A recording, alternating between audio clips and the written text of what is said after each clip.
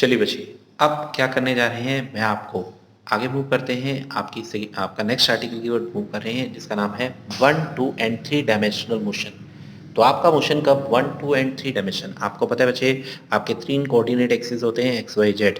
ठीक है, उनके अकॉर्डिंगली आपका मोशन क्या होता है, आपका मोशन अगर आप क्लासिफाइड करो तो आपकी एक बॉडी 3 डायमेंशनल मोशन आपके 3 तरह के मोशन कर सकती है, जिसके अंदर सबसे पहला है 1 डायमेंशनल मोशन।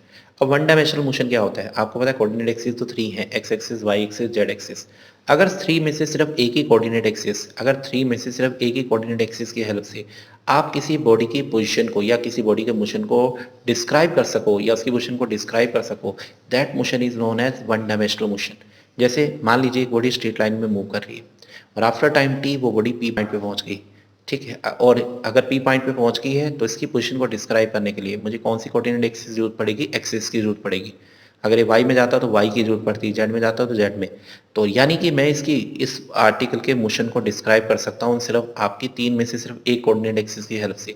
तो ऐसा मोशन जिसमें आपकी ओनली 1 कोऑर्डिनेट की रिक्वायरमेंट है out of 3, that motion is known as 1 dimensional motion. तो 1 dimensional motion is that motion in which the position of a body can be specified by only one coordinate out of three. Only one out of three coordinate axes are required to specify the position of a body. ठीक है, with which moving with respect to time. तो अगर आपकी एक body क्या करे, एक straight line के अलॉन्ग मूव करे, तो उसकी पोजीशन को स्पेसिफाई करने के लिए सिर्फ आपको 3 में से एक ही कोऑर्डिनेट एक्सिस की जरूरत पड़ेगी। और ऐसा मोशन जिसके अंदर सिर्फ एक कोऑर्डिनेट एक्सिस की हेल्प से मोशन को आप डिस्क्राइब कर सको तो वो कहलाएगा 1 डायमेंशनल मोशन। एग्जाम्पल बहुत इजी है। अगर कोई बॉडी स्ट्रेट लाइन में मूव कर रही है, मान लीजिए एक कार है, वो एक स्ट्रेट लाइन के अंदर मूव कर रही है। ठीक है, या एक पर्सन है, वो आपकी नैरो और एक आपकी क्या है नैरो लाइन के क्रॉस स्ट्रेट लाइन में मूव कर रहा है। या कोई भी बॉडी ले लीजिए, अगर वो स्ट्रेट लाइन के लॉन्ग मूव कर रही है तो आपका वो किसका एग्जाम्पल बन जाएगी, 1 डायमेंशनल मोशन का एग्जाम्पल बन जाएगी। सिमिलरली 2 डायमेंशनल मोशन क्या होगा, अगर 3 में से किसी बॉडी की पोजीशन को स्पेसिफाई करने के लिए आपको 3 में से अगर 2 कोऑर्डिनेट की जरूरत पड़े, तो 3 में से 3 कोऑर्डिनेट की हेल्प से अगर आप बॉडी की पोजीशन को स्पेसिफाई करें, that motion is known as 2 dimensional motion. ठीक है, द 2 डायमेंशनल मोशन क्या होता है, that motion which can be describe by only 2 out of 3 coordinates. सिर्फ 2, 3 में से सिर्फ 2 कोऑर्डिनेट की हेल्प से अगर आप उस बॉडी के मोशन को डिस्क्राइब कर दो, that motion are known as 2 dimensional motion. जैसे फॉर एग्जांपल ये बच्चे कौन सी एक्सिस है, एक्स है, ये कौन सी है, वाई एक्सिस है। एक पी पॉइंट है जो बीच में है, मान लीजिए मुझे इसकी पोजीशन बतानी है। पोजीशन बताने के लिए मुझे क्या होगा, मुझे एक्स की वैल्यू भी पता होनी चाहिए, कितनी एक्स में है ये, कितनी वाई में है। ठीक है, तो इस बॉडी की पोजीशन को बताने के लिए मुझे एक्स और वाई दोनों एक्सिस की जरूरत पड़ेगी, दोनों कोऑर्डिनेट की जरूरत पड़ेगी। तो ऐसा आपका मोशन जिसको डिस्क्राइब करने के लिए 2 कोऑर्डिनेट की जरूरत पड़ती है, वो कहलाता है 2 डायमेंशनल मोशन। बहुत सारे एग्जाम्पल यहाँ दे सकते हो। जैसे मान लीजिए एक इंसेक्ट है, क्रैवलिंग कर रहा है आपके फ्लोर के ऊपर, टेढ़ा मेढ़ा चल रहा है, वो भी 2 डायमेंशनल का ही एग्जाम्पल हुआ। बिलियर्ड बॉल का एग्जाम्पल दे देते हो, एक बिलियर्ड टेबल के ऊपर बिलियर्ड बॉल होती है, वो भी आपकी 2 डायमेंशनल ही मूव करती है। कैरम बोर्ड है, वो भी 2 डायमेंशनल होता है। या अगर मैं बात करूँ, आपसे पूछूं, हमारी जो अर्थ है वो सन के अराउंड जो इलिप्टिकल पाथ में रिवॉल्व कर रही है, तो हमारी जो अर्थ ये जो बात कर रही है, ये भी बच्चे 2 डायमेंशनल मोशन का एग्जाम्पल आता है। बच्चे यहाँ पे कंफ्यूज हो जाते हैं कि भाई अर्थ तो स्पेस में है तो 3 डायमेंशनल होना चाहिए था। लेकिन बच्चे हमारी अर्थ सिर्फ एक पर्टिकुलर ऑर्बिट के ऊपर रिवॉल्व कर रही है, ऐसा नहीं है वो अपने ऑर्बिट को रिवॉल्व करके कभी ऐसे रिवॉल्व करे, कभी ऐसे रिवॉल्व करे, ऐसे अपने ऑर्बिट को चेंज नहीं करे। तो एक एक्सिस तो हमारी अर्थ की फिक्स हो जाती है, वो सिर्फ एक ही ऑर्बिट के अराउंड, एक ही ऑर्बिट के ऊपर रिवॉल्व कर रही है, जिसके कारण एक कोऑर्डिनेट फिक्स हो जाती है, सिर्फ 2 ही कोऑर्डिनेट उसकी पोजीशन को डिस्क्राइब कर देती हैं। इसीलिए हमारी जो अर्थ जो सन के अराउंड रिवॉल्व कर रही है, उसका मोशन कौन सा मोशन होता है, 2 डायमेंशनल मोशन होता है। भूलना मत, हमारी अर्थ रोटेट कर रही है अराउंड द सन, वो कौन से मोशन का एग्जांपल है, 2 डायमेंशनल मोशन का एग्जांपल है। इसी तरह बच्चे अगर आपके तीनों के तीनों कोऑर्डिनेट की हेल्प से अगर एक बॉडी की पोजीशन को अगर एक बॉडी जो मोशन में है उसकी बॉडी की पोजीशन को स्पेसिफाई करने के लिए आपको तीनों के तीनों कोऑर्डिनेट एक्सिस की जरूरत पड़े, that motion is known as 3 dimensional motion. मान लीजिए एक बॉडी स्पेस में है तो उसकी पोजीशन को स्पेसिफाई करने के लिए आपको एक्स वाई जेड तीनों कोऑर्डिनेट्स की जरूरत होगी। बच्चे मैंने डॉटेड बनाया है, डॉटेड का मतलब स्पेस में है। ठीक है, तो इस बॉडी की पोजीशन को स्पेसिफाई करने के लिए मान लीजिए बॉडी स्पेस में मूव कर रही है, तो उसकी पोजीशन को स्पेसिफाई करने के लिए आपको तीनों के तीनों कोऑर्डिनेट एक्सिस की जरूरत पड़ेगी। इसीलिए इस मोशन को आप क्या नाम दे सकते हैं, इसे 3 डायमेंशनल मोशन नाम दे सकते हैं। बहुत सारे एग्जांपल है, जैसे काइट है, आप फ्लाई कीजिए स्पेस के अंदर, वो आपका 3 डायमेंशनल मोशन का एग्जांपल हुआ। एरोप्लेन का एग्जांपल हो गया, बर्ड का एग्जांपल हो गया, अगर एक बर्ड 3 डायमेंशनल स्पेस के अंदर उड़ रहा है तो वो भी किसका एग्जांपल होगा, 3 डायमेंशनल मोशन का ही एग्जांपल होगा। आसान सा कंसेप्ट था, कोई दिक्कत नहीं आएगी। नेक्स्ट एक छोटा सा आर्टिकल है, ओरिजिन या रेफरेंस पॉइंट क्या होता है। ओरिजिन क्या होता है बेटा, जिस पॉइंट से आप मेजरमेंट करोगे, मान लीजिए जिस पॉइंट से, मान लीजिए जैसे पार्टिकल था, इसकी ऑब्जर्वेशन में जिस पॉइंट से कर रहा हूँ, इसकी पोजीशन को, जिस पॉइंट को बच्चे मैं मान के इसकी ऑब्जर्वेशन करूंगा, इसकी पोजीशन को स्पेसिफाई करूंगा, उस पॉइंट को आप ओरिजिन या रेफरेंस पॉइंट का नाम दे सकते हैं। रेफरेंस पॉइंट चूज करना आपकी ऑप्शन है, आप रेफरेंस पॉइंट किस पॉइंट को चूज करते हैं। ठीक है, जैसे वो आपके पास एक स्केल हो, मीटर स्केल हो, मीटर स्केल के अंदर वैसे स्टार्टिंग कहाँ से होती है, जीरो से होती है। ठीक है, तो वो आपका क्या है, ओरिजिन है। लेकिन अगर किसी वजह से आप जीरो से ना स्टार्ट करके, मान लीजिए आप वन से स्टार्ट कर लें, तो वन भी आपका ओरिजिन हो सकता है, ओरिजिन या रेफरेंस पॉइंट। तो आपकी चॉइस है कि रेफरेंस पॉइंट आपका कहाँ लेना है आपने। चलिए, इसके बाद बच्चे आपका एक मेन आर्टिकल शुरू हो जाता है, वो है पाथ लेंथ और डिस्प्लेसमेंट। पाथ लेंथ या डिस्प्लेसमेंट क्या होती है। पाथ लेंथ जिसे जनरली आप डिस्टेंस के नाम से जानते हो, सभी को पता है पाथ लेंथ क्या होती है। हाँ जी, मेरा आर्टिकल शुरू हुआ, क्या नाम है बच्चे, पाथ लेंथ या डिस्प्लेसमेंट। पाथ लेंथ या डिस्प्लेसमेंट क्या होती है। पाथ लेंथ क्या है, path length can be defined as the actual distance covered by the particle in given interval of time. Given interval of time में आपके ऑब्जेक्ट ने जो भी एक्चुअल डिस्टेंस ट्रेवल किया है, या जो भी एक्चुअल डिस्टेंस आपका ट्रेवल्ड हुआ, कवर्ड हुआ, उस एक्चुअल डिस्टेंस को ही आप क्या नाम देंगे, पाथ लेंथ या डिस्टेंस का नाम देंगे। तो एक्चुअली आपकी बॉडी ने गिवन टाइम में जो डिस्टेंस एक्चुअल जो भी पाथ ट्रेवल होता है, जो भी डिस्टेंस कवर्ड होता है, उसी को पाथ लेंथ का नाम दिया जाता है। जैसे तीन एग्जांपल देखिए, मान लीजिए एक बॉडी है, वो पहले ए से सी तक पहुंच रही है, लेकिन पहले वो ए से बी तक गई, फिर बी से सी तक आई। अगर मैं आपसे कहूँ एक बॉडी पहले ए से बी फिर बी से सी तक आई है, तो टोटल पाथ लेंथ क्या होगी। अगर एक बॉडी ए से बी से सी तक आई है, तो पाथ लेंथ क्या होता है, एक्चुअल पाथ जो भी ट्रैवल हुआ। पाथ कौन कौन सा ट्रैवल हुआ, पहले वो ए से बी तक गया, प्लस फिर बी से सी तक आया। सेकेंड एग्जाम्पल है, मान लीजिए आपकी बॉडी ए से बी से सी और फिर सी से ए तक आ जाए, तो टोटल पाथ लेंथ किसके बराबर होगी, पहले A B plus B C plus C A. Similarly अगर मैं सर्कल के केस में बोलूं, आपकी बॉडी ए से चली और वापस ए पे पहुंच गई है, तो अगर बॉडी पहले ए से बी तक गई, बी से सी से डी से वापस ए तक आ गई, तो टोटल पाथ लेंथ क्या होगा, सर्कमफ्रेंस ऑफ सर्कल, जो किसके बराबर होगा, 2πr। ठीक है, क्योंकि हमारी बच्चे देखिए पाथ लेंथ की वैल्यू क्या होती है, पाथ लेंथ की बच्चे देखिए, अगर मैं आपसे पूछूं पाथ लेंथ की डायरेक्शन क्या है, यहाँ तो इधर जा रही थी बॉडी, यहाँ इधर जा रही थी, यहाँ इधर, सर्कल के हर पॉइंट पे डायरेक्शन चेंज होती रहती है। इट्स मीन आपकी पाथ लेंथ या डिस्टेंस की कोई भी डायरेक्शन नहीं होती, कोई फिक्स डायरेक्शन नहीं होती। और ऐसी क्वांटिटी जिनके पास कोई भी डायरेक्शन नहीं होती, वो क्वांटिटी कौन सी क्वांटिटी कहलाती है, स्केलर। भाई डायरेक्शन फिक्स का मतलब यहाँ एक से ज़्यादा डायरेक्शन है, वेक्टर के पास तो सिर्फ एक ही पर्टिकुलर डायरेक्शन होती है। तो ऐसी बॉडी जिनके पास सिर्फ मैग्नीट्यूड होता है, डायरेक्शन नहीं होती, कोई फिक्स डायरेक्शन नहीं होती, वो कौन सी क्वांटिटी कहलाती है, स्केलर। तो पाथ लेंथ हमारी कौन सी क्वांटिटी है बेटा, स्केलर क्वांटिटी। स्केलर क्वांटिटी है तो कभी भी पाथ लेंथ ना तो जीरो हो सकती है, ना ही नेगेटिव होगी। तो पाथ लेंथ की वैल्यू कभी भी जीरो या नेगेटिव नहीं हो सकती, इसकी वैल्यू हमेशा क्या होगी, पॉजिटिव ही होगी। इसकी वैल्यू क्या होगी, हमेशा पॉजिटिव ही होगी। नेक्स्ट बच्चे यहाँ पे बताते हैं डिस्प्लेसमेंट। आप सभी को पता है डिस्प्लेसमेंट क्या होता है। डिस्प्लेसमेंट इज द डिस्प्लेसमेंट क्या होता है, displacement is the shortest distance between initial and final position of the object in the given interval of time. Given interval of time में आपकी बॉडी की इनिशियल और फाइनल पोजीशन के बीच में जो भी डिफरेंस है, जो भी आपका आपका स्मॉल चेंज है, उसी को आप डिस्प्लेसमेंट का नाम दे सकते हैं। ठीक है, the shortest distance between initial and final position of the body during in given interval of time, तो उसे आप डिस्प्लेसमेंट का नाम दे सकते हैं। ओके, डिस्प्लेसमेंट क्या है, चलिए देखते हैं। मान लीजिए यही केस ले लेते हैं, आपकी बॉडी ए से पहले बी तक गई, बी से सी तक आई, तो बताइए डिस्प्लेसमेंट कितनी होगी। फर्स्ट केस में डिस्प्लेसमेंट होती है शॉर्टेस्ट डिस्टेंस, यानी डिस्प्लेसमेंट कितनी होगी, फर्स्ट केस में ए सी के बराबर होगा।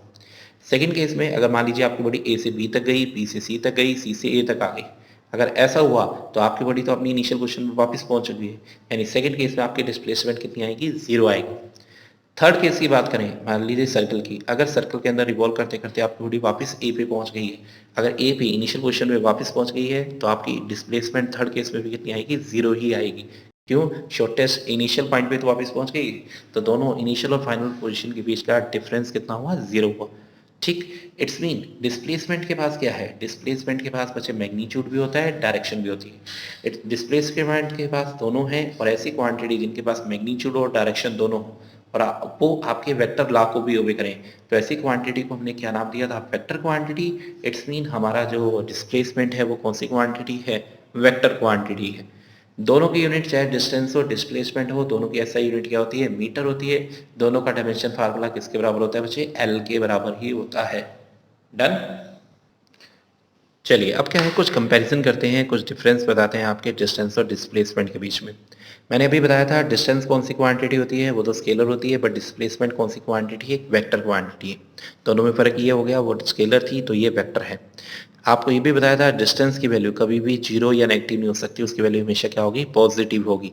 बट डिस्प्लेसमेंट एक वेक्टर क्वांटिटी है, इसकी वैल्यू पॉजिटिव, जीरो और नेगेटिव तीनों हो सकती है। कैसे? मान लीजिए एक बॉडी बचे, आपकी ओस ओरिजिन है, मान लीजिए आपकी बॉडी ए से बी तक मूव कर रही है, तो इनिशियल डिस्प्लेसमेंट कितना, इनिशियल डिस्टेंस कितना है x1, फाइनल कितना है x2, दोनों को डिफरेंस करोगे तो वैल्यू क्या आएगी, पॉजिटिव। तो इस केस में आपका डिस्प्लेसमेंट आएगा पॉजिटिव। ओके, सेकंड केस में मान लीजिए एक बॉडी ओ से ए तक गई, फिर ए से वापस ओ तक आ जाए। अगर आपकी बॉडी इनिशियल पॉइंट पे वापस पहुंच गई तो डिस्प्लेसमेंट कितनी होगी, जीरो होगी। और अगर आपकी बॉडी इससे पीछे रह जाए, मान लीजिए पहले आपकी बॉडी ओ से ए तक जाए, फिर ए से बी तक आए, तो इस केस में डिस्प्लेसमेंट क्या हो जाएगी, नेगेटिव हो जाएगी। तो डिस्प्लेसमेंट की तीनों वैल्यू पॉजिटिव आपकी पॉसिबल हैं, पॉजिटिव, नेगेटिव और जीरो तीनों हो सकती हैं। डन। चलिए अब हम बात करते हैं एक थर्ड पॉइंट की। मान लीजिए ए और बी पॉइंट है, इनके बीच में बच्चे मैं वेरियस पाथ बना रहा हूँ, ये भी है, स्ट्रेट लाइन भी है, इस तरह का है। तो तीन तरह के पाथ बच्चे मैंने इसके अंदर आपको दिखा दिए हैं। ठीक है, तीन तरह के पाथ दिखाए हैं मैंने आपको, तीन इस तरह के आपके पाथ दिखा दिए। मैं अगर आपसे पूछूं कि डिस्प्लेसमेंट क्या है, इन तीनों में से डिस्प्लेसमेंट तो पाथ नंबर फर्स्ट ही है। डिस्प्लेसमेंट क्या होती है, एक पर्टिकुलर मैग्नीट्यूड डायरेक्शन भी है। ठीक है, तो आपका जो शॉर्टेस्ट डिस्टेंस होता है वही डिस्प्लेसमेंट होता है। तो सिर्फ ए बी का पाथ नंबर वन ही डिस्प्लेसमेंट है, बाकी दोनों पार्ट क्या होंगे, बाकी क्या होंगे, आपके क्या होंगे, डिस्टेंस कहलाएंगे। अगर मैं आपसे पूछूं दो पॉइंट के बीच में पाथ लेंथ या डिस्टेंसेस कितने हो सकते हैं, दो पॉइंट के बीच में इनफाइनाइट पाथ लेंथ हो सकते हैं। भाई जितने मर्जी पाथ बना लीजिए, जितने मर्जी बना लीजिए, दो पॉइंट के बीच में बन सकते हैं। तो दो पॉइंट के बीच में, दो फिक्स पॉइंट के बीच में डिस्प्लेसमेंट की तो एक यूनिक डायरेक्शन होती है। ठीक है, लेकिन आपके यानी दो पॉइंट के बीच में डिस्प्लेसमेंट की तो एक यूनिक वैल्यू होगी, जबकि डिस्टेंस की वैल्यू इनफाइनाइट हो सकती है। ठीक है, तो दो पॉइंट के बीच में आपकी डिस्टेंसेस कितनी हो सकती है, इन्फिनिटी, लेकिन डिस्प्लेसमेंट की वैल्यू क्या होगी, यूनिक ही होगी। ठीक, आपकी डिस्टेंस और डिस्प्लेसमेंट की वैल्यू बराबर कब होगी, किस केस में डिस्टेंस और डिस्प्लेसमेंट बराबर होते हैं, जब भी दो बॉडी स्ट्रेट लाइन के अलोंग आपकी, जब भी दो बॉडी स्ट्रेट लाइन के अलोंग सेम डायरेक्शन में मूव करेंगी। मान लीजिए दो बॉडी हैं सेम डायरेक्शन में मूव कर रही हैं, अगर एक बॉडी स्ट्रेट लाइन में मूव करेगी, सॉरी, जब भी एक बॉडी एक स्ट्रेट लाइन में मूव करेगी तो उस केस में आपकी डिस्टेंस और डिस्प्लेसमेंट दोनों के एक दूसरे के बराबर होंगे। जैसे एक बॉडी ए से बी तक मूव कर रही है, तो इस केस में डिस्टेंस भी यही है और डिस्प्लेसमेंट भी क्या है, सेम ही है। जनरली बात करूं तो डिस्टेंस की value greater than equal to displacement होती है। डिस्प्लेसमेंट या तो डिस्टेंस से छोटी होगी, ठीक है, डिस्प्लेसमेंट या तो डिस्टेंस से छोटी होगी, सिर्फ इस केस के अंदर ही वो क्या होती है, इक्वल होती है। तो इस तरह आपको बच्चे बहुत सारी वेरियस आपकी प्रॉपर्टी बच्चे क्लियर हो गई होगी आपके डिस्टेंस और डिस्प्लेसमेंट से। तो बहुत सारी चीज़ें क्लियर हुई। चलिए इनसे आगे इनके कुछ न्यूमेरिकल डिस्कस करते हैं। ठीक है, तभी हमें पता लगेगा हमें डिस्टेंस और डिस्प्लेसमेंट के बारे में कितना पता है। चलिए कुछ न्यूमेरिकल डिस्कस करते हैं आपके डिस्टेंस डिस्प्लेसमेंट की रिगार्डिंग, इससे ये भी पता लग जाएगा हमें कि हमें इस कंसेप्ट की कितनी क्लैरिटी है। फर्स्ट न्यूमेरिकल ये है, मान लीजिए एक पार्टिकल है वो आपका ओरिजिन से स्टार्ट हो रहा है। मान लीजिए एक पार्टिकल है वो कहाँ से स्टार्ट कर रहा है, ओरिजिन से। ओरिजिन के कोऑर्डिनेट होते हैं 0 0। मान लीजिए आपका एक पार्टिकल ओरिजिन से स्टार्ट हो रहा है और वो एक्स एक्सिस में मूव कर रहा है, और एक्स एक्सिस में मूव करते करते वो एक पॉइंट ए के ऊपर पहुंच गया जिसके कोऑर्डिनेट्स हैं 20 0। ठीक है, फिर क्या हुआ, वो रिटर्न हो गया उसी पॉइंट से बचे, वो वापस की तरफ गया और वापस मूव करते करते, ठीक है, रिटर्न किया उसने सेम डायरेक्शन में। रिटर्न करते करते वो एक और पॉइंट सी पे पहुंच गया जिसके कोऑर्डिनेट है -20 0। आपने इस केस के अंदर समझ आई बच्चे, सबसे पहले ओरिजिन से वो ए पॉइंट पे गया, फिर वो पहले वो कहाँ गया, ओरिजिन से ए पॉइंट तक गया, फिर वो ए से वापस कहाँ तक गया, ए से वापस मूव करते हुए वापस इस डायरेक्शन में, डायरेक्शन तो वही थी लेकिन अपोजिट, सॉरी, एक्स एक्सिस से लॉन्ग ही वो अपोजिट डायरेक्शन मूव करते करते सी पॉइंट पे पहुंच गया। ये कोऑर्डिनेट उसके। इस केस के अंदर इस आपने क्या निकालना है, इस पूरे केस के अंदर आपने डिस्टेंस और डिस्प्लेसमेंट की वैल्यू बतानी है इस पूरी ट्रिप्स के अंदर। तो आपके पार्टिकल की जो डिस्टेंस और डिस्प्लेसमेंट है, इस ट्रिप्स के अंदर आपने क्या करना है, डिस्टेंस और डिस्प्लेसमेंट की वैल्यू निकालनी। क्वेश्चन मेरे हिसाब से समझ आ गया होगा आपको। तो चलिए शुरू करते हैं इस क्वेश्चन को करना। Firstly we find out the distance. Distance क्या होता है, डिस्टेंस होता है एक्चुअल पाथ। आपकी बॉडी पहले ओ से ए तक आई है और फिर कहाँ गई है, ए से सी तक गई है। तो इसका मतलब डिस्टेंस होता है एक्चुअल पाथ। तो जो भी आपका डिस्टेंस है उसका मैग्नीट्यूड ले लीजिए। यानी सबसे पहले वो ए से ए तक आई, फिर ए से सी तक आई है, आपने मैग्नीट्यूड ही लेना है। तो बताइए ओ से सी, सिर्फ एक्स डायरेक्शन की बात हो रही है तो यही वाले कोऑर्डिनेट यूज होंगे। तो ओ से ओ आपकी जीरो, आपके ओरिजिन से ओ तक का कितना है बच्चे, 20 है। हाँ जी, कितना है बच्चे, 20 है। ये लीजिए, ये तो हो गया 20, ओ से ए तक का 20 होगा। प्लस ए से सी तक की बात करें, ए से सी तक कितना होगा बच्चे, देखिए यहाँ बीच में जीरो भी होगा। ए से सी यहाँ से यहाँ तक तो 20, और ये भी कितना है 20, ठीक है। टोटल अगर मैं बात करूँ, क्योंकि अपोजिट डायरेक्शन है तो टोटल हो गया 40, लेकिन आपने तो क्या लेना है, मैग्नीट्यूड। मैग्नीट्यूड क्या होता है, पॉजिटिव होता है, डिस्टेंस हमेशा पॉजिटिव होते हैं। तो कितना होगा बेटा, 6 आपका 40 हो गया। आंसर कितना है बच्चे, 60। तो लीजिए डिस्टेंस कितना आ गया, फर्स्ट केस के अंदर डिस्टेंस आएगा आपका 20 + 40 यानी 60 मीटर आ गया। अगर आपसे पूछा जाए, अब सेकंड केस के अंदर आपसे पूछा जा रहा है डिस्प्लेसमेंट भी बता दीजिए। अब डिस्प्लेसमेंट क्या होगी, ठीक है। डिस्प्लेसमेंट पहले वो ओ से ए तक गया, और फिर कहाँ से कहाँ तक आया, ए से सी तक आया। पहले भी बच्चे वो पॉजिटिव एक्स डायरेक्शन में गया है, तो मैं उसे लिख सकता हूँ 20 आई कैप। फिर वो ए से सी तक आया, ए से सी तक का डिस्टेंस वैसे कितना है, मैग्नीट्यूड कितना है, 40 है, लेकिन डायरेक्शन क्या है, वो तो आपकी नेगेटिव एक्स डायरेक्शन है, मतलब माइनस आई कैप लिख सकते हो। ठीक है जी। तो मैं आपको डिस्प्लेसमेंट के बारे में बताया था, डिस्प्लेसमेंट क्या होगी, ओ ए प्लस ए सी, ठीक है। तो ओ ए कितना है बच्चे, 20 आई कैप है, ए सी कितना है बच्चे, यहाँ से यहाँ तक -40 आई कैप ही होगा, क्योंकि डायरेक्शन ही तो चेंज हुई है। तो -40 आई कैप के बराबर होगी। दोनों को आप ऐड करोगे तो -20 आई कैप आपके पास आंसर आ गया। ठीक है, जरूरी है बच्चे, सिर्फ आप, कई बार बच्चे पता है क्या करते हैं, ये देख लेते हैं 20 है, ये 40 है, सीधा माइनस करके -20 लिख देते हैं। पर डिस्प्लेसमेंट आपकी क्या क्वांटिटी है, वेक्टर क्वांटिटी है, तो मैग्नीट्यूड लिखना है, साथ साथ डायरेक्शन भी लिखनी है। तो मैग्नीट्यूड तो इसका 20 ही है, डायरेक्शन क्या है, माइनस आई कैप। माइनस आई कैप का मतलब आपकी डिस्प्लेसमेंट की डायरेक्शन कहाँ है, नेगेटिव एक्स डायरेक्शन के लोग हैं। तो इस तरह बच्चे ये हमने आपको फर्स्ट क्वेश्चन डिस्कस करवाया। चलिए एक और क्वेश्चन बच्चे आपको डिस्कस करने जा रहे हैं। अच्छा क्वेश्चन है, ध्यान से देखिएगा। मान लीजिए कार है, वो ओ से, ठीक है, मान लीजिए कार है जो ओ से डी तक ऐसे आ रही है। सबसे पहले वो ओ से चली, वो ओ से ए पॉइंट तक पहुंची। ए से बचे वो मूव करते करते बी पॉइंट तक आ गई। बी पॉइंट से बचे वो मूव करते करते सी पॉइंट तक आई, और सी पॉइंट से मूव करते करते वो डी पॉइंट तक आके रुक गई। तो एक कार थी जो ओ से डी तक ऐसे पहुंची है। उसने ओ से ए तक का जो डिस्टेंस था वो मान लीजिए 8 किलोमीटर था। ए से बी तक का डिस्टेंस था वो था 4 किलोमीटर। बी से सी तक का डिस्टेंस था 4 किलोमीटर। और फिर दोबारा वो 1 किलोमीटर ट्रेवल करते हुए डी पॉइंट तक आ गई। ये आपको दी है उसने फिगर क्वेश्चन में। अब करना क्या है हमें, हमें इस क्वेश्चन में आपको डिस्टेंस और नेट डिस्प्लेसमेंट, एक तो हमने निकालना है डिस्टेंस क्या है, और एक नेट डिस्प्लेसमेंट कितनी होगी वो भी बता दीजिए। अच्छा क्वेश्चन है, आसान है, ढंग से करिएगा। आंसर की बात करें तो डिस्टेंस तो आप सीधा ही निकालोगे, डिस्टेंस हमेशा पॉजिटिव होता है। सबसे पहले आप कहाँ से कहाँ तक आए, एक्चुअल पाथ हुआ ना, ओ से ए का मैग्नीट्यूड प्लस ए बी का मैग्नीट्यूड प्लस बी सी का मैग्नीट्यूड प्लस कहाँ तक बचे, सी डी का मैग्नीट्यूड। तो इन सभी को आप बच्चे क्या करोगे, तो सबसे पहले आप ओ से ए तक गए हो, फिर ए से बी, फिर बी से सी, फिर सी से डी। इन सभी का सिर्फ मैग्नीट्यूड ले लीजिए, मतलब पॉजिटिव ही लेना है, आपका आंसर आ जाएगा। पहले 8 किलोमीटर है, फिर 4 है, फिर 4 है, ये 4 है। ये कितना हुआ बच्चे, आपका ये आ जाएगा बच्चे अराउंड 12, 16, 17 मीटर आपका डिस्टेंस आ गया। तो इस तरह बच्चे मैंने आपको डिस्टेंस तो बता दिया, 17 मीटर आया। अब बात करते हैं डिस्प्लेसमेंट की। अब डिस्प्लेसमेंट कैसे निकालनी है, ठीक है, इसमें कंफ्यूज हो जाते हैं बच्चे। डिस्प्लेसमेंट, ठीक है, डिस्प्लेसमेंट कहाँ से कहाँ तक, आपको ऑब्जेक्ट कहाँ से कहाँ तक आया, पहले ओ से ए प्लस फिर ए से बी, फिर बी से सी, फिर सी से डी, ऐसी है ना, हाँ जी ऐसी है ना। ओके, अगर ऐसे है तो सबसे पहले बताइए ओ ए, वेक्टर की फॉर्म में लिखना है, वेक्टर के पास मैग्नीट्यूड और डायरेक्शन दोनों होगी। ये कौन सी डायरेक्शन है, एक्स डायरेक्शन है, तो यहाँ आई कैप जरूर लिखना। ए बी कौन सी डायरेक्शन है, वाई है, लेकिन आपकी कौन सी डायरेक्शन है, वाई भी डाउनवर्ड डायरेक्शन आ रही, डाउनवर्ड है तो -4 जे कैप हो गया। B C negative X direction है, तो मैं यहाँ लिख सकता हूँ -4 आई कैप। और अल्टीमेटली वो ऊपर गया यानी प्लस वाई एक्सिस के क्रॉस गया, +1 तो ऐसे ही आ जाएगा जे कैप। सॉल्व कर लीजिए, आई वाली ये टर्म है तो ये प्लस आई कैप, 4 आई कैप बना। जे वाली टर्म माइनस ये प्लस, ये -3 आई कैप, सॉरी 3 जे कैप।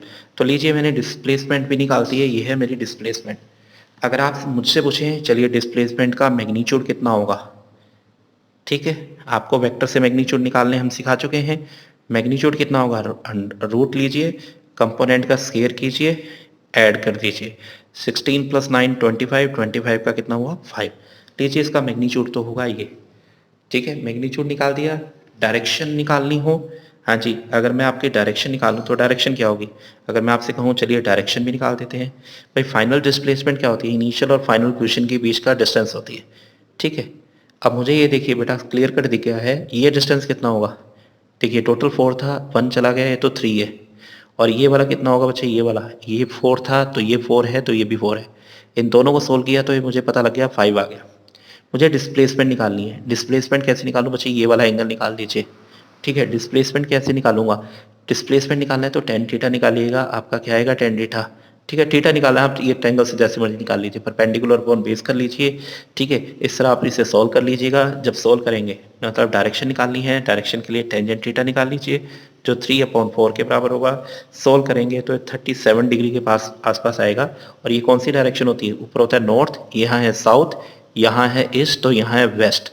आपकी फाइनली इस डायरेक्शन में जा रही है तो ये क्या होगा, ईस्ट ऑफ या साउथ ऑफ ईस्ट होगा। 37 साउथ ऑफ ईस्ट लिखना है, मतलब ईस्ट से साउथ की तरफ कितने डिग्री का एंगल के ऊपर बन रहा है, 37 डिग्री का एंगल हमारा बन रहा है। तो इस तरह बच्चे आपने मैग्नीट्यूड भी बता दिया, डायरेक्शन भी बता दी, तो नेट डिस्प्लेसमेंट आपने बता दिए। आसान था, लेकिन आप बच्चे जल्दबाजी में जैसा करवा रहा हूँ ऐसे ही कीजिए, ऐसे ही सिंपल लगा के डिस्टेंस और डिस्प्लेसमेंट निकाला करें।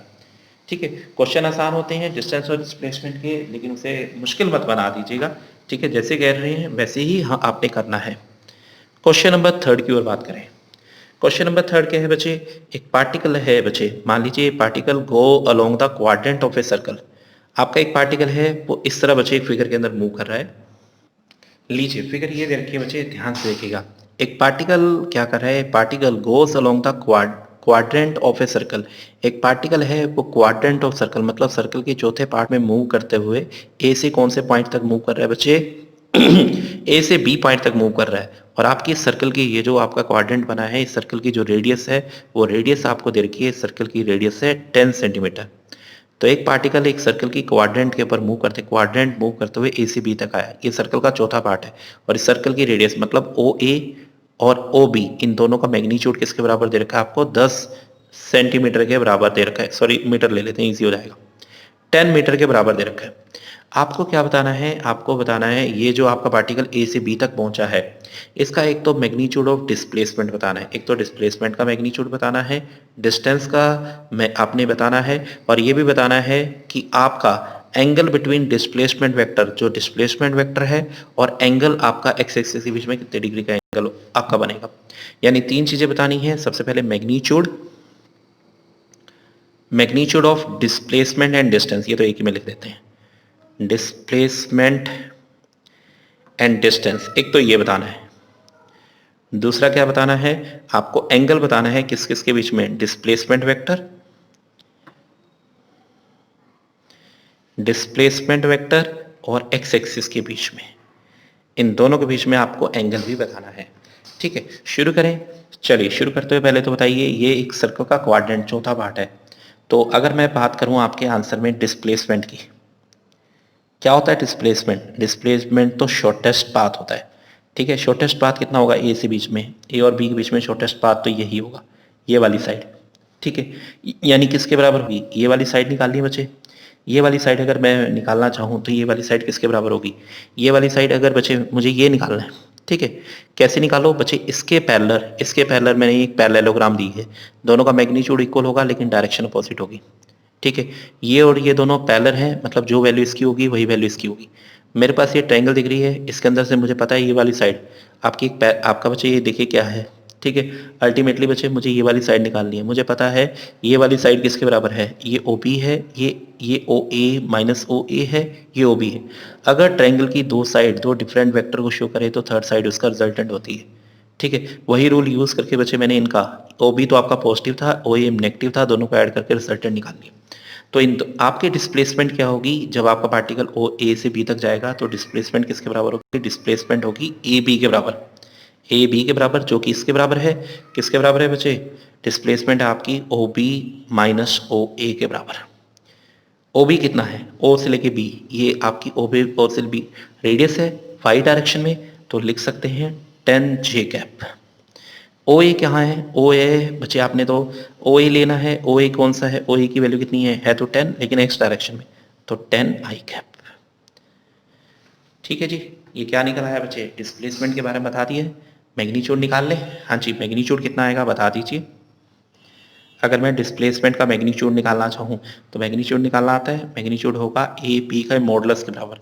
किसके बराबर होगा, 10 का स्क्वायर प्लस माइनस 10 का स्क्वायर, यानी कितना हो गया बच्चे ये, हाँ जी 10 को बाहर कॉमन लीजिए तो 10√2 मीटर के बराबर आ गया। लीजिए इस तरह आपने क्या किया, आपने डिस्प्लेसमेंट की मैग्नीट्यूड को आपने क्या किया, निकाल दिया। ठीक है, अब अगर हम बात करें डायरेक्शन की, ठीक है मुझे एक तो क्या निकालना है, ये मेरा डिस्प्लेसमेंट वेक्टर है, मुझे तो ये वाला एंगल निकालना है, ये निकाल लीजिए ये निकाल लीजिए, एक ही बात है। ठीक है, मैं थीटा एंगल निकाल लेता हूँ, ये तो मुझे पता है ये कितना होगा बेटा 90, तो 90 में थीटा ऐड करते ही मुझे डिस्प्लेसमेंट वेक्टर का एक्स एक्सिस के साथ एंगल पता लग जाएगा। ठीक है जी, आपको एंगल पता लग जाएगा। चलिए एंगल निकालते हैं, जिससे एंगल कैसे निकालूँ बच्चे। अब एंगल निकालने के लिए ये मेरा एंगल है, एंगल कैसे निकाल सकता हूँ, एंगल क्या है, एंगल निकालने के लिए मैं टेन थीटा निकाल लूँ परपेंडिकुलर अपॉन बेस। तो लीजिए अगर आपके ट्रायंगल कौन सी लें, ये वाली ट्रायंगल ले लेते हैं, इस ट्रायंगल इस पॉइंट को नाम देते हैं सी, तो आपको बोलना पड़ेगा इन ट्रायंगल ओ ए सी, इस ट्रायंगल के अंदर से मैं टेंजेंट थीटा निकाल लेता हूँ। टेंजेंट थीटा क्या होगा, परपेंडिकुलर, परपेंडिकुलर क्या है ओ ए, मैग्नीट्यूड लेना है तो आपने सिर्फ डिवाइडेड बाय ओ बी, ये कितना है, ये भी 10 ये भी 10, ये कितना हुआ 1, तो थीटा कितने डिग्री का आया आपका 45 डिग्री का आपका एंगल आया। अगर ये 45 है ये 90 है तो टोटल एंगल कितना बना, तो आपने जो निकालना था आपका एंगल कितने डिग्री का बनेगा 45 प्लस 90 डिग्री, कितना बना बच्चे 135 डिग्री का आपका एंगल बनेगा। डिस्प्लेसमेंट वेक्टर का एक्स एक्सिस के साथ एंगल बनेगा 135 डिग्री। ठीक है, एक लास्ट पार्ट और भी निकालना है आपने, क्या निकालना है बच्चे, डिस्टेंस निकालना है। डिस्टेंस तो मेरे ख्याल से इजीली निकल जाएगा।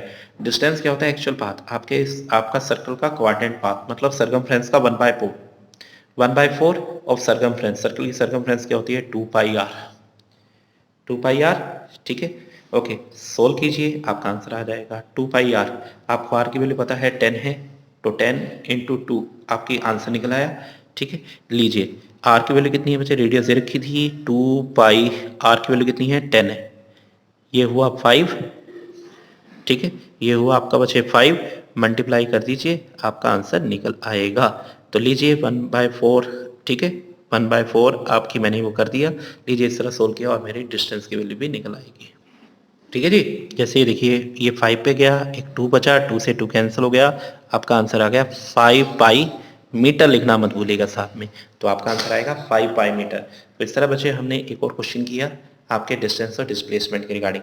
चलिए एक और क्वेश्चन करते हैं, बहुत आपका इंटरेस्टिंग है, थोड़ा अच्छे लेवल का क्वेश्चन है, चलिए उस क्वेश्चन की ओर मूव करते हैं।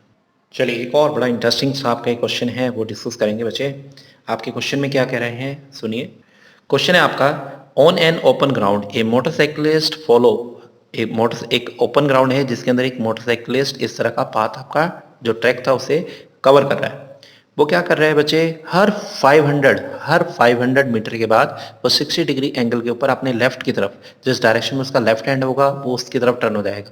मतलब पहले 500 मीटर इधर से इधर चला, वो ओ से मान लीजिए ओ से ए तक गया, फिर 60 डिग्री के एंगल के ऊपर टर्न किया, यहाँ तक पहुँच गया, फिर दोबारा 500 मीटर डिस्टेंस ट्रैवल किया, 60 डिग्री के ऊपर टर्न हो गया। तो हर 500 मीटर के डिस्टेंस ट्रैवल करने के बाद वो अपने लेफ्ट की तरफ सिर्फ 500 मीटर के बाद आप लेफ्ट की तरफ 60 डिग्री के ऊपर रोटेट हो रहा है। ठीक है, स्टार्टिंग उसकी ओरिजिन पे हुई है। आपने डिस्प्लेसमेंट निकालनी है, क्या निकालनी है, डिस्प्लेसमेंट निकालनी है, डिस्प्लेसमेंट निकालनी है उस मोटरसाइकिलिस्ट की थर्ड, 6 एंड 8th रन। जब वो थर्ड, 6 और 8 टर्न लेगा तो उस वक्त उसकी डिस्प्लेसमेंट क्या होगी वो बतानी है। देखिए पहली बार तो उसने टर्न यहाँ लिया होगा, दूसरी बार यहाँ, तीसरी बार यहाँ, मतलब आपको ये डिस्टेंस बताना है पहले केस में, फिर 6 के ऊपर निकालना है, फिर 8 के ऊपर निकालना है, डिस्प्लेसमेंट की वैल्यू निकालनी है, और फिर जो भी डिस्प्लेसमेंट आएगी उसे डिस्टेंस की वैल्यू के साथ कंपेयर करना है। ठीक है, जो भी वैल्यू आएगी पहले डिस्प्लेसमेंट निकाल लीजिए इन 3 टर्न के ऊपर, 6 के ऊपर, थर्ड के ऊपर, 6 के ऊपर और 8 टर्न के ऊपर, फिर कंपेयर कीजिएगा उसे डिस्टेंस के ऊपर। चलिए हम बात करते हैं सबसे पहले थर्ड के ऊपर। ठीक है, यानी मेरा आंसर शुरू हो जाता है at third turn. Third turn. Third turn के ऊपर डिस्प्लेसमेंट कितनी होगी? मैं अगर आपसे कहूँ चलिए मुझे डिस्प्लेसमेंट का मैग्नीट्यूड बता दीजिए। थर्ड टर्न के ऊपर आपका पॉइंट सी पे होगा, ठीक है। तो यानी सबसे पहले आप कहाँ से कहाँ तक गए? ओ से ए, फिर ए से बी, फिर बी से सी, ऐसे ही हुआ है ना? हाँ जी, और ये सभी का इक्वल किसके बराबर होगा? ओ सी का इक्वल होगा, यही होगा। मुझे यहाँ से यहाँ तक निकालनी है। अगर बच्चे मैं यहाँ से परपेंडिकुलर ड्रॉप कर लूँ, देखिए अगर मैं यहाँ से परपेंडिकुलर ड्रॉप कर लूँ तो ये डिस्टेंस तो मुझे पता लग गया, ये कितना होगा बेटा? 500 होगा। पहले है ना 500 होगा। बस ये दोनों डिस्टेंस निकाल लूँ तो मेरा आंसर आ जाएगा। अब मुझे पता है ये एंगल कितने डिग्री का होगा? लेफ्ट की तरफ होगा रोटेट, तो 60 डिग्री का एंगल है, तो ठीक है। अगर ये 60 डिग्री का एंगल है तो ये वाला बच्चे ये देखिए यहाँ पे ये भी 60 डिग्री का एंगल है, ठीक है। तो एंगल तो मुझे पता लग गया यहाँ पे 60 है। क्या आपको एक ट्रायंगल दिख रही है? बिल्कुल दिख रही होगी। इस ट्रायंगल के अंदर आपने ये वाली साइड निकालनी है, ठीक है। ये वाली साइड निकालनी है। कैसे निकालूं बच्चे? मैं वही देखना चाहता हूँ, मैं इसे कैसे निकालूं बच्चे? ये वाली साइड मैं कैसे निकाल सकता हूँ? ठीक है, मुझे इस साइड को आपके निकाल के दिखाना है। आपका ये क्या है? बेस हाइपोटेन्यूज मुझे पता है। बेस अपॉन हाइपोटेन्यूज क्या होता है? बेस अपॉन हाइपोटेन्यूज की बात करूं तो ये किसके बराबर होगा? कोस 60 डिग्री के बराबर होगा। तो अगर मैं ओ ए की वैल्यू लिखना चाहता हूं तो ओ ए किसके बराबर होगा? बेस क्या है? 500 कोस 60 डिग्री, ठीक है ना बच्चे? ये ट्रायंगल रही, ये हुआ आपका बेस जो मैं निकालना चाहता हूँ, divided by hypotenuse. Base upon hypotenuse क्या होता है? कोस 60 डिग्री। फिर ए से बी तक देखो, ए से बी यहाँ से यहाँ तक की लेंथ तो आपको पता ही थी, उसका मैग्नीट्यूड 500 मीटर ही है। बी सी की बात करोगे, हाँ जी बी से सी तक की बात करेंगे, मुझे ये डिस्टेंस निकालना है। फिर एंगल बेस अपॉन हाइपोटेन्यूज यहाँ भी यूज़ करेंगे तो यहाँ भी आ जाएगा 500 कोस 60 डिग्री, ठीक है। तीनों को बच्चे सोल्व करते हैं। कोस 60 डिग्री कितना होता है? कोस 60 हो गया 1/2, ये आएगा 500, ये आ गया 500 और कोस 60 1/2, तो ये हो गया 250, यहाँ भी हो गया 250, 250 प्लस 250 500 प्लस 1000 मीटर। तो लीजिए मैंने यहाँ पे निकाल लिया। जब आपके मोटरसाइकिल यहाँ से यहाँ तक पहुँचेगा यानी थर्ड टर्न लेगा तो उसकी ओरिजिन से डिस्प्लेसमेंट का मैग्नीट्यूड कितना होगा? उसका मैग्नीट्यूड होगा बेटा 1000 मीटर के बराबर। तो बताइए डिस्प्लेसमेंट कहाँ से कहाँ तक है? तो अगर मैं आपसे पूछूं डिस्प्लेसमेंट कहाँ से कहाँ तक है तो आपका आंसर क्या होगा? आपकी डिस्प्लेसमेंट का मैग्नीट्यूड है कहाँ से कहाँ तक? 1000 मीटर है। कहाँ से कहाँ तक बचे? फ्रॉम ओ टू सी। चलिए अब डिस्टेंस के साथ कंपेयर भी कर दीजिए। डिस्टेंस कितना है ओ से सी तक का? 500 500 500, टोटल कितना हुआ? 1500 मीटर। लो जी, तो कंपेयर करें डिस्प्लेसमेंट का जो मैग्नीट्यूड था उसे डिस्टेंस के साथ कंपेयर करें। कितना है बेटा? 1000 डिवाइडेड बाय 1500, 2/3। कितना है बेटे? 2/3। ये लीजिए आपका आंसर आ गया फर्स्ट पार्ट में। ऐसे ही आप बाकी दोनों पार्ट भी सोल्व कर लेंगे। जैसे अगर मैं आपसे कहूँ चलिए मुझे बताइए एट 6 टर्न, ठीक है 6 टर्न के ऊपर बताइए। 6 टर्न मतलब पहला टर्न यहाँ हुआ, सेकंड यहाँ, थर्ड यहाँ, फोर्थ यहाँ, फिफ्थ यहाँ, सिक्स यहाँ, मतलब ओरिजिन भी पहुँच गया, यहीं से स्टार्ट हुआ और वहीं पहुँच गया। तो 6 टर्न के बाद तो वो ओ ही पॉइंट के ऊपर पहुँच गया। अगर ओ पॉइंट इनिशियल पॉइंट पे ही पहुँच गया तो डिस्प्लेसमेंट कितनी होगी? अगर एक बॉडी अपनी उसी इनिशियल पॉइंट के ऊपर पहुँच जाए तो डिस्प्लेसमेंट होती है उस केस में कितने के बराबर? डिस्प्लेसमेंट होगी आपकी, डिस्प्लेसमेंट का मैग्नीट्यूड हुआ 0 के बराबर। लेकिन अगर मैं डिस्टेंस की बात करूँ तो डिस्टेंस कितना हुआ? 500 500 6 बार हो गए, तो 6 इंटू 500 कितना होगा बेटा? 3000 मीटर। रेशियो निकालें इसमें भी, डिस्प्लेसमेंट डिवाइडेड बाय डिस्टेंस कितना हुआ बच्चे? 0 आएगा। चलिए नेक्स्ट के ऊपर चलें। एट 8th टर्न, जब कौन सी टर्न आएगी? 8th टर्न, मतलब 7th लिखा मैंने, 8th आएगी। देखिए first second third fourth fifth six seven eight, इसका मतलब वो कहाँ होगा? बी पे होगा, ठीक है। कहाँ पे होगा बच्चे? बी पे होगा। मुझे ये वाला डिस्टेंस निकालना होगा, ठीक है। ये डिस्टेंस निकालना है मुझे। निकाल लोगे, कोई मुश्किल नहीं है। ये डिस्टेंस आपकी डिस्प्लेसमेंट निकालनी है। अब आपका पॉइंट कहाँ है? आपकी मोटरसाइकिल बी पे है, सिर्फ मुझे ओ से बी तक का डिस्टेंस डिस्प्लेसमेंट निकालनी है। तो डिस्प्लेसमेंट किसके बराबर होगी? चलिए शुरू करते हैं, ठीक है। डिस्प्लेसमेंट निकालने के लिए बच्चे क्या कर सकते हैं? मैं एंगल की बात करूं, देखिए मुझे यहाँ से यहाँ तक की बात करनी है। ये एंगल बिल्कुल एग्जैक्टली कहाँ पे आ रहा है? ठीक है, ये एंगल आपका बच्चे एग्जैक्टली बीच में आता जा रहा है, ठीक है। ये अगर एंगल आपका बीच में आ रहा है तो अल्टीमेटली ये कितने डिग्री का बना, ये 30 डिग्री का बनेगा। और ये भी बताऊँ तो ये भी कितने डिग्री का होगा, ये भी आपका 30 डिग्री का बनेगा। बीच में आ गया ना। ओके, यहाँ राइट एंगल ट्रायंगल बन गई है, तो ये कितने कितने डिग्री बने, 30 डिग्री बने। 60 डिवाइडेड बाय 2 हो गया। ओके, अगर ऐसा हुआ तो आप क्या ये वाली साइड ये निकाल लेंगे, ये कितना होगा, पहले ये वाला डिस्टेंस निकालें, कैसे, बेस अपॉन हाइपोटेन्यूज, फिर दोबारा बेस अपॉन हाइपोटेन्यूज क्या हुआ, कोस 30 डिग्री। ठीक है, तो मेरे पास डिस्प्लेसमेंट का मैग्नीट्यूड क्या होगा, आएगा आपके पास 500 कोस 60 डिवाइडेड बाय 2 30 डिग्री। आगे ये निकालेंगे, फिर दोबारा बेस अपॉन हाइपोटेन्यूज, वही चीज़ आ जाएगी 500 कोस 30 डिग्री। अगर ऐसा हुआ तो ये हुआ, दोनों को ऐड कर दीजिए, 500 इंटू कोस 30 डिग्री, तो 2 इंटू 1000 हो गया। कोस 30 डिग्री कितना होता है, √3/2। ये आ गया 500√3 मीटर, लिखना मत भूलिएगा। और अगर मैं कहूँ आपको डिस्टेंस कितना होता है, डिस्टेंस कितना होगा बच्चे, डिस्टेंस होगा 500 इंटू 8 हो गया ना, 8 टन की बात हो रही है, तो 6 तो ऐसे ही 78, तो इसे 8 से मल्टीप्लाई कर दीजिए, 4000 मीटर। तो रेशियो निकाल लीजिए, डिस्प्लेसमेंट अपॉन डिस्टेंस, रेशियो निकालें तो कितना आएगा बच्चे, 500√3 डिवाइडेड बाय 4000, कितना हुआ, √3/8। तो इस तरह बच्चे देखिए, बड़ा अच्छा इंटरेस्टिंग क्वेश्चन था, जरूर कीजिए। ठीक है, लीजिए इस चैप्टर, इस टॉपिक के अंदर बच्चे मैंने अभी तक आपको डिस्टेंस और डिस्प्लेसमेंट के रिगार्डिंग आपको कंप्लीट इन्फॉर्मेशन दी है। अच्छा, इसके लिए बच्चे इस वीडियो में बच्चे यहाँ तक तो हो ही गया, डिस्टेंस डिस्प्लेसमेंट न्यूमेरिकल हो गए। आपके कुछ न्यूमेरिकल अनसॉल्व न्यूमेरिकल भी देते हैं ताकि आप प्रैक्टिस कर सकें। ठीक है, तो वीडियो के अंदर ही बच्चे मैं लास्ट में आपके न्यूमेरिकल अटैच कर रहा हूँ, असाइनमेंट अटैच कर रहा हूँ, ताकि आप उसे कर भी लें। ठीक है, चलिए इस वीडियो में बच्चे इतना ही था, बाकी नेक्स्ट वीडियो